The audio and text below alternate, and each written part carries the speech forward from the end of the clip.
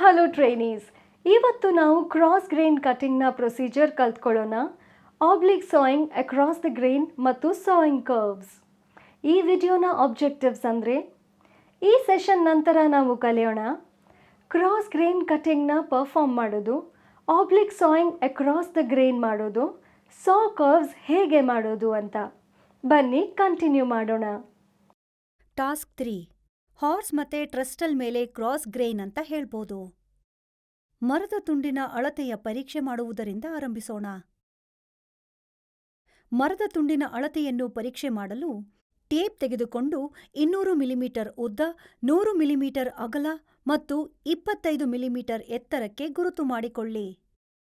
ಮರದ ತುಂಡನ್ನು ಮೂಲೆ ಮಟ್ಟ ಮತ್ತು ಟೇಪ್ ಹಿಡಿದು ಪೆನ್ಸಿಲ್ನಲ್ಲಿ ಗುರುತು ಮಾಡಿಕೊಳ್ಳಿ. ಕ್ರಾಸ್ ಕಟ್ ಗರಗಸ ಹರಿತವಾಗಿದೆಯೇ ನೋಡಿಕೊಳ್ಳಿ. ಇಲ್ಲವಾದಲ್ಲಿ ಹರಿತ ಮಾಡಿ ಅದನ್ನು ತಯಾರಾಗಿ ಇರಿಸಿಕೊಳ್ಳಿ. ಬೇಕಾದಲ್ಲಿ ನಿಮ್ಮ ಮಂಡಿಯನ್ನು ಉಪಯೋಗಿಸಿ ಮರವನ್ನು ಗಟ್ಟಿಯಾಗಿ ಹಿಡಿಯಿರಿ. ಮಾಡಿರುವ ಗುರುತಿನ ಮೇಲೆ ಗರಗಸವನ್ನು 45 ಡಿಗ್ರಿ ಕೋನದಲ್ಲಿ ಹಿಡಿದುಕೊಳ್ಳಿ. ಕತ್ತರಿಸುವುದಕ್ಕೂ ಮೊದಲು ಗರಗಸ, ಮುಷ್ಟಿ, ಮೊಣಕೈ ಮತ್ತು ಭುಜ ಒಂದೇ ಸಮದಲ್ಲಿದೆಯೇ ಎಂದು ನೋಡಿಕೊಳ್ಳಿ. ಗರಗಸವನ್ನು ಸಮನಾದ ಒತ್ತಡದಿಂದ ಮರದ ತಳ್ಳುವುದು, ಎಳೆಯುವುದು ಒತ್ತಡ ಕೆಲಸ ಆರಂಭಿಸಿ. ಕೊನೆಯಲ್ಲಿ ಮರ ಕಿತ್ತು ಹೋಗದಂತೆ ಮೃದುವಾದ ಒತ್ತಡ ಉಪಯೋಗಿಸಿ.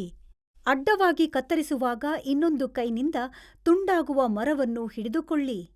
ಕೊನೆಗೊಳಿಸುವಾಗ ಮೃದುವಾದ ಒತ್ತಡ ಹಾಕಿ ಮರ ಕಿತ್ತು ಹೋಗುವುದನ್ನು ತಡೆಯಿರಿ.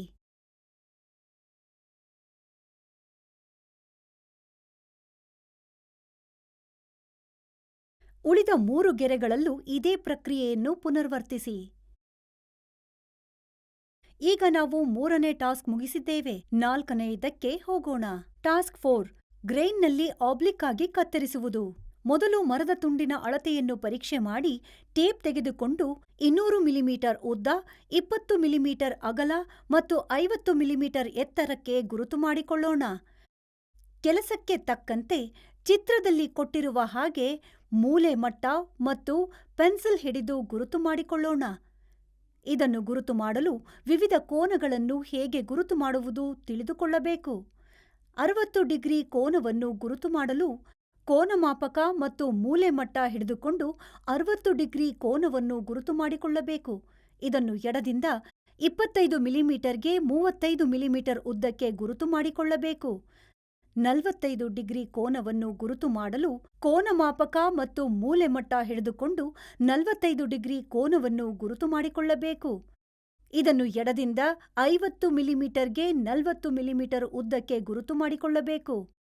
30 ಡಿಗ್ರಿ ಕೋನವನ್ನು ಗುರುತು ಮಾಡಲು ಕೋನಮಾಪಕ ಮತ್ತು ಮೂಲೆ ಮಟ್ಟ ಹಿಡಿದುಕೊಂಡು 30 ಡಿಗ್ರಿ ಕೋನವನ್ನು ಗುರುತು ಮಾಡಿಕೊಳ್ಳಬೇಕು.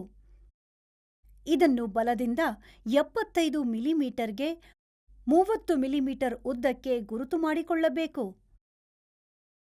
ಮರದ ತುಂಡನ್ನು ವೈನ್ಸ್ಗಿಂತ 50 ಮಿಲಿಮೀಟರ್ ಮೇಲಿಟ್ಟು ಹ್ಯಾಂಡಲ್ ತಿರುಗಿಸಿ ಬಿಗಿ ಮಾಡಿಕೊಳ್ಳಿ. ಗರಗಸವನ್ನು 60 ಡಿಗ್ರಿ ಕೋನದಲ್ಲಿ ಹಿಡಿದು ಸಮನಾದ ಒತ್ತಡ ಕೊಡುತ್ತಾ 35 ಮಿಲಿಮೀಟರ್ ಆಳಕ್ಕೆ ಕತ್ತರಿಸಿ. 45 ಡಿಗ್ರಿ ಲೈನ್ಗೆ ಟೆನೆನ್ಸಾ ಹಿಡಿದುಕೊಂಡು 40 ಮಿಲಿಮೀಟರ್ ಆಳಕ್ಕೆ ಕತ್ತರಿಸಲು ಆರಂಭಿಸಿ. 30 ಡಿಗ್ರಿ ಲೈನ್ಗೆ ಟೆನೆನ್ಸಾವನ್ನು ಹಿಡಿದುಕೊಂಡು 30 ಮಿಲಿಮೀಟರ್ ಆಳಕ್ಕೆ ಕತ್ತರಿಸಲು ಆರಂಭಿಸಿ. ಟಾಸ್ಕ್ 4 ಈಗ ಮುಕ್ತಾಯವಾಗಿದೆ. ಮುಂದಿನ ಟಾಸ್ಕ್ಗೆ ಹೋಗೋಣ. Task 5 curving sawing. ಮರದ ತುಂಡು ಸಮತಟ್ಟಾಗಿದೆಯೇ ಎಂದು ಪರೀಕ್ಷೆ ಮಾಡಲು ಈ ಮರದ ಮೇಲೆ ಒಂದು ಮೂಲೆ ಮಟ್ಟವನ್ನು ಇಲ್ಲಿ ತೋರಿಸಿರುವಂತೆ ಇಡಿ. ಚೆನ್ನಾಗಿ ಬೆಳಕು ಬರುವ ಜಾಗದಲ್ಲಿ ಮೂಲೆ ಮಟ್ಟಕ್ಕೂ ಮರಕ್ಕೂ ಮಧ್ಯೆ ಬೆಳಕು ಹಾಯುತ್ತಿದೆಯೇ ಎಂದು ಖಾತ್ರಿ ಮಾಡಿಕೊಳ್ಳಿ. ಮರದ ಮೇಲೆ ಪೂರ್ತಿಯಾಗಿ ಸಮತಟ್ಟಾಗಿದೆ ಎಂದು ತಿಳಿಯಲು ಮೂಲೆ ಮಟ್ಟವನ್ನು ಮರದ ಮೇಲೆ ಒಂದು ತುದಿಯಿಂದ ಇನ್ನೊಂದು ತುದಿಗೆ ಅದೇ ರೀತಿ ಹಾಯಿಸಿ ನೋಡಿ. ಈಗ ನಾವು ಸಮತಟ್ಟನ್ನು ಪರೀಕ್ಷಿಸಿದಾಯಿತು. ಮುಂದೆ ಚೌಕಾಕೃತಿಗೆ ಪರೀಕ್ಷೆ ಮಾಡೋಣ. ಅದೇ ಮೂಲೆ ಮಟ್ಟವನ್ನು ಮೂಲೆಗೆ ಹಿಡಿದು ಯಾವುದೇ ಉಬ್ಬು ತಗ್ಗು ಇಲ್ಲವೆಂದು ಅದರ ಉದ್ದಕ್ಕೂ ಹಾಯಿಸಿ ನೋಡೋಣ. ಈಗ ಪ್ರತಿಯೊಂದು ಸ್ಥಳದಲ್ಲಿ ಮೇಲ್ಮೈ ಸರಿಯಾಗಿ ತಿಳಿಯುತ್ತದೆ. ವಿನ್ಯಾಸದಲ್ಲಿ ತೋರಿಸಿರುವಂತೆ ಕಾಂಪಸ್, ಅಳತೆಗೋಲು ಹಿಡಿದು ಎರಡೂ ಕಡೆಯಲ್ಲಿ ಗೆರೆಗಳನ್ನು ಹಾಕಿಕೊಳ್ಳಬೇಕು. ಇಲ್ಲಿ ಫೋಲ್ಡಿಂಗ್ ರೂಲ್ ಅನ್ನು ಬಳಸಬಹುದು. ಮೊದಲಿಗೆ ಅದನ್ನು ಅಡ್ಡವಾಗಿ ಧೂಳು ಕೊಳೆ ಇಲ್ಲದ ಜಾಗದಲ್ಲಿ ಇರಿಸಬೇಕು. ಮಧ್ಯದಲ್ಲಿ ಲಂಬವಾಗಿ ಅಳತೆ ಮಾಡಿಕೊಳ್ಳಿ. ಕಾಂಪಾಸ್ ಅನ್ನು ಮಧ್ಯದ ಎನಲ್ಲಿ ಇಟ್ಟು ಒಂದು ಅರ್ಧ ಗೋಲಾಕೃತಿ 30 ಮಿಲಿಮೀಟರ್ ರೇಡಿಯಸ್ ಇರುವಂತೆ ಎರಡೂ ಪಕ್ಕಗಳಲ್ಲಿ ಬರೆದುಕೊಳ್ಳಿ. ಡಿ ಮತ್ತು ಎಫ್ ಇಂದ ಒಂದು ಲಂಬ ರೇಖೆ ಎಳೆದು ಇಲ್ಲಿ ತೋರಿಸಿರುವಂತೆ ಡಿಇ ಮತ್ತು ಎಫ್ಜಿಯನ್ನು ಸೇರಿಸಿ. ಈಗ ಡಿಇ ಎಫ್ಜಿ 25 ಮಿಲಿಮೀಟರ್ ದಪ್ಪ. ಅದನ್ನು ಇದ್ದ ಹಾಗೆಯೇ ಇಡಿ. ವಿಂಗ್ ಕಾಂಪಾಸ್ ಅನ್ನು ಬಿ ಗುರುತು ಮಾಡಿರುವ ಜಾಗದಲ್ಲಿಟ್ಟು ಎರಡೂ ಬದಿಯಲ್ಲಿ 25 ಮಿಲಿಮೀಟರ್ ಡ್ರಾ ಮಾಡಿಕೊಳ್ಳಿ. ಗೈಡ್ ಪೀಸ್ ಅನ್ನು ಬಳಸಿ ಪಿ ಮತ್ತೆ ಕೆಯನ್ನು ಸೇರಿಸಿಕೊಳ್ಳಿ. ಕಾರ್ನರ್ ಸರ್ಕಲ್ ಅನ್ನು ಕಂಪ್ಲೀಟ್ ಮಾಡಿಕೊಂಡು ಹಿಂದೆ ಮತ್ತೆ ಮುಂದೆ ಸೇರಿಸಿಕೊಳ್ಳಿ. ಕೆಎಚ್ ಮತ್ತೆ ಪಿಜೆ ಪರ್ಪೆಂಡಿಕ್ಯುಲರ್ ಅನ್ನು ಸೇರಿಸಿಕೊಳ್ಳಿ. ಕೆಎಚ್ ಪಿಜೆ 25 ಮಿಲಿಮೀಟರ್ ದಪ್ಪ. ವಿಂಗ್ ಕಾಂಪಾಸ್ ಅನ್ನು ಸಿ ಜಾಗದಲ್ಲಿ ಇಟ್ಟು ಎರಡೂ ಬದಿಯಲ್ಲಿ 30 ಮಿಲಿಮೀಟರ್ ಆರ್ಕ್ಸ್ ಅನ್ನು ಡ್ರಾ ಮಾಡಿಕೊಳ್ಳಿ. ಈಗ ಎಕ್ಸ್ ಮತ್ತೆ ಝೆಡ್ ಅನ್ನು ಸೇರಿಸಿಕೊಳ್ಳಿ. ಎಕ್ಸ್ ವೈ ಮತ್ತೆ ಝೆಡ್ ಅನ್ನು ಪರ್ಪೆಂಡಿಕ್ಯುಲರ್ ಲೈನ್ ಹಾಕಿಕೊಳ್ಳಿ. ಒಂದು ಜಿ ಕ್ಲ್ಯಾಂಪ್ ಉಪಯೋಗಿಸಿಕೊಂಡು 150 ಮಿಲಿಮೀಟರ್ ಮೇಲೆ ಬರುವಂತೆ ಕೆಲಸ ಮಾಡುವ ಮೇಜಿನ ಮೇಲೆ ಇಟ್ಟುಕೊಳ್ಳಬೇಕು. ಗುರುತು ಹಾಕಿದ ಜಾಗದಲ್ಲಿ ಗರಗಸ ಇಟ್ಟುಕೊಳ್ಳಿ. ಮೇಲಿನ ತುದಿಯಿಂದ ಅರ್ಧ ವೃತ್ತಾಕಾರದಲ್ಲಿ ಗರಗಸ ಹರಿಸಲು ಪ್ರಾರಂಭ ಮಾಡಿ. ಅರ್ಧ ಭಾಗವನ್ನು ಎಡದಿಂದಲೂ ಇನ್ನರ್ಧ ಭಾಗವನ್ನು ಬಲದಿಂದಲೂ ಕತ್ತರಿಸಿ ಒಂದು ಕಾಂಪಾಸ್ ಸಾದಿಂದ ಪೂರ್ತಿಗೊಳಿಸಿ. ರೇಡಿಯಸ್ 30 ಮಿಲಿಮೀಟರ್ ಬರುವಂತೆ ಕಾಂಪಾಸ್ ಸಾವನ್ನು ಇಟ್ಟುಕೊಳ್ಳಿ. ಯಾವುದಾದರೂ ಒಂದು ಬದಿಯಿಂದ ಕತ್ತರಿಸಲು ಆರಂಭಿಸಿರಿ. ಅದನ್ನು ಪೂರ್ತಿಗೊಳಿಸಿರಿ. ಸಿ ಮೂಲೆ ಅಂದರೆ ರೇಡಿಯಸ್ 25 ಮಿಲಿಮೀಟರ್ ಇರುವ ಬದಿಯನ್ನು ಮೇಲೆ ಬರುವಂತೆ ಇಟ್ಟುಕೊಳ್ಳಿ. ಕಾಂಪಾಸ್ ಸಾವನ್ನು ಗುರುತು ಮಾಡಿರುವ ಜಾಗಕ್ಕೆ ಇಟ್ಟುಕೊಂಡು ಮೆಲ್ಲಗೆ ಕತ್ತರಿಸಲು ಪ್ರಾರಂಭಿಸಿ. ಎಚ್ಚರಿಕೆಯಿಂದ ಪೂರ್ತಿಗೊಳಿಸಿ. ಕರ್ವ್ ಸಾ ಮುಗಿದಿದೆ. ನೋಡಲು ಹೀಗಿರುತ್ತದೆ. ಇಲ್ಲಿಗೆ ಟಾಸ್ಕ್ 5 ಮುಗಿದಿದೆ. ರೀಕ್ಯಾಪ್. ಮೊದಲು ನಾವು ಟಾಸ್ಕ್ 3 ನೋಡೋಣ. ಜಾಬ್ನ ಮಾರ್ಕ್ ಮಾಡೋದು. ಟ್ರೈ ಸ್ಕ್ವೇರ್ ಯೂಸ್ ಮಾಡಿ.